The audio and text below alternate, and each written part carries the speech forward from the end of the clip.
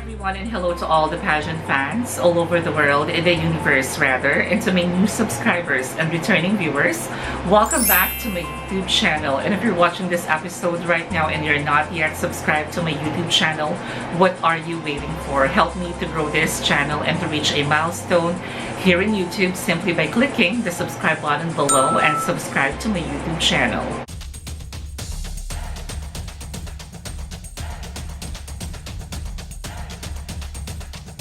In today's episode here in my channel, it's all about the interview challenge in Miss Universe Philippines 2021.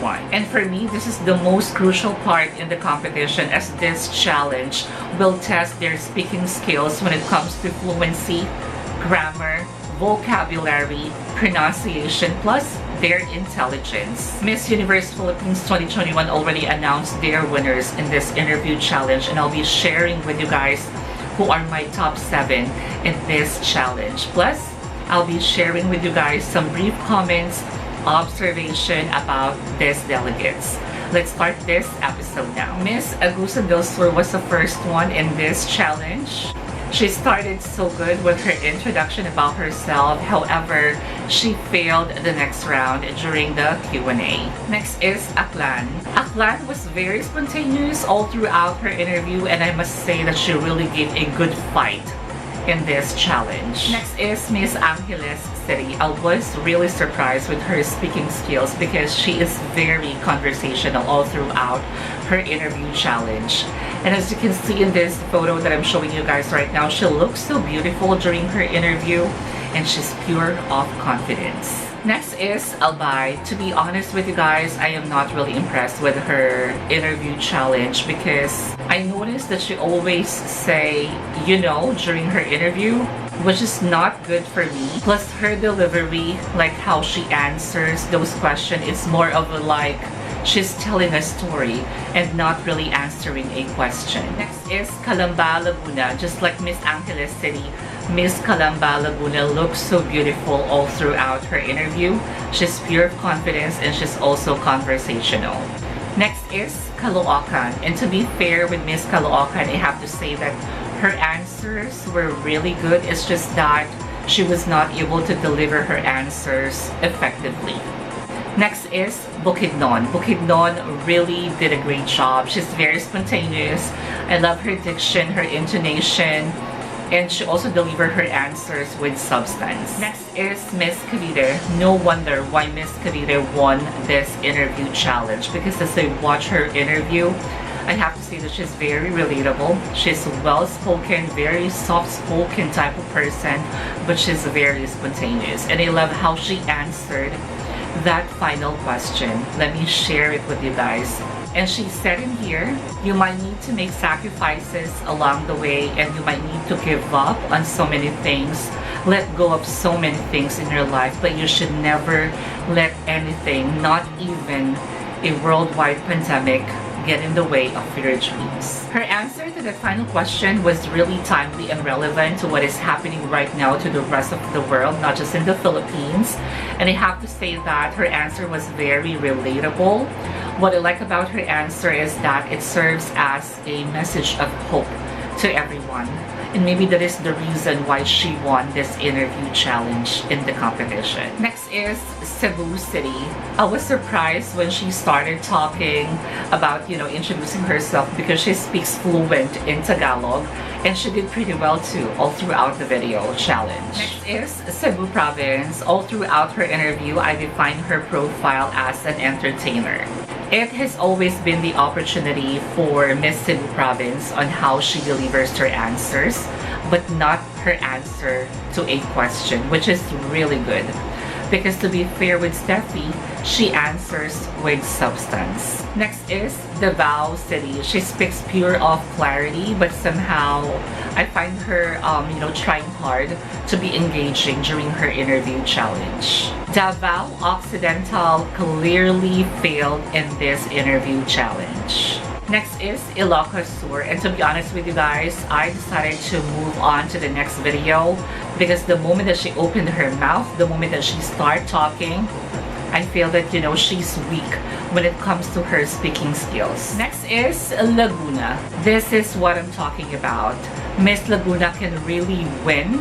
Styling category, left and right photo shoot, she's already the winner when it comes to that.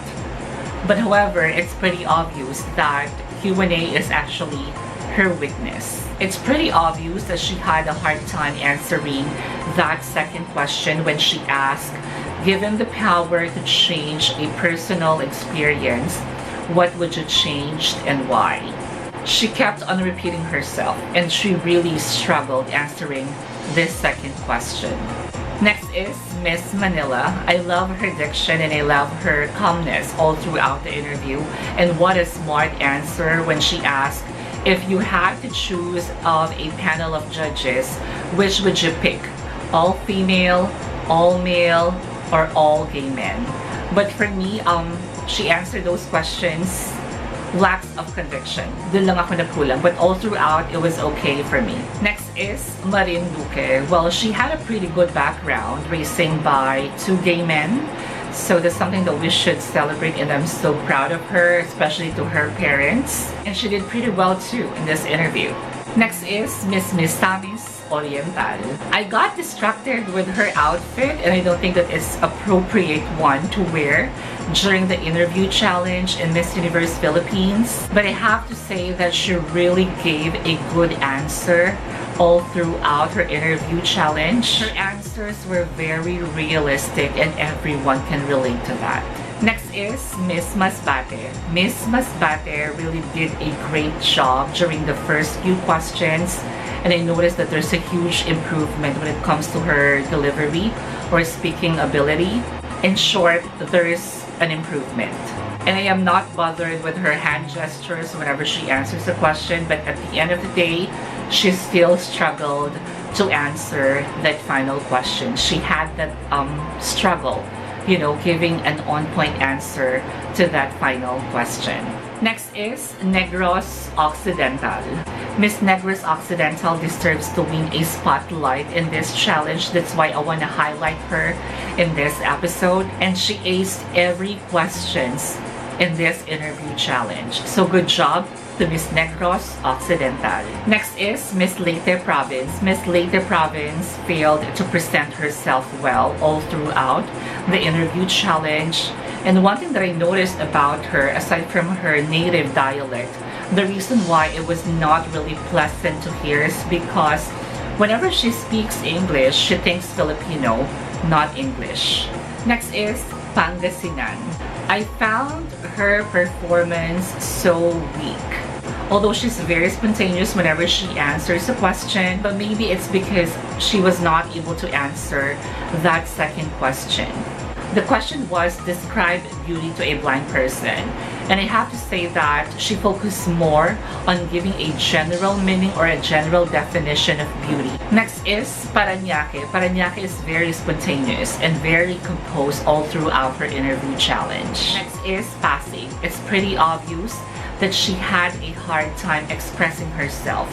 She struggled so much, and it's pretty obvious that she's not ready in this battle of the competition. Next is Quezon City. Introduction about herself pa lang, nag-struggle na si Miss Quezon City, so I decided to move on to the next representative. Next is Reina Mercedes Isabella. I have to say that Miss Reina Mercedes Isabella did a great job because she gave an on-point answers to each questions. She's very spontaneous and no dead air. Next is San Juan City.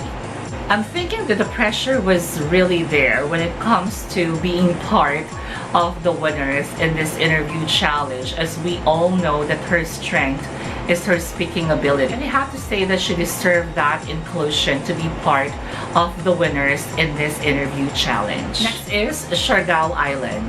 She's very pleasant all throughout her interview challenge, and to be fair, with Miss Siargao Island, she did a great performance in this challenge. Next is Miss Taguig City. I found her overacting while giving fun facts about her. And I have to say that Miss Taguig City was not able to answer that second question. She mentioned about cancel culture. I appreciate her giving an answer about cancel culture, but I guess she can give a more a relevant answer about being politically correct and being insensitive when voicing out our opinions. I love her spontaneity while answering those questions, the level of confidence that she had all throughout her interview, but I have to say that her answers were not established, or it has no impact at all for me. I'm actually expecting to see the same level of confidence, the same level of intelligence when she answered that question during the supranational in 2018. Hi everyone, as you can see, I already changed my top for my second episode. However, I forgot to share with you guys who are my winners in the interview challenge. So here I am. I'll be sharing with you guys who are my winners in the interview challenge. Let's start with number 7. It goes to San Juan City. 6th slot goes to Misamis Oriental. 5th slot goes to Negros Occidental. 4th slot goes to Miss Parañaque. 3rd belongs to Bukidnon. 2nd goes to Miss Angeles City. And the first one who made it on my list is Miss Cavite. I am choosing a Miss Cavite in this round of competition because for me, she's the only candidate who displayed that so much class and poise all throughout the interview.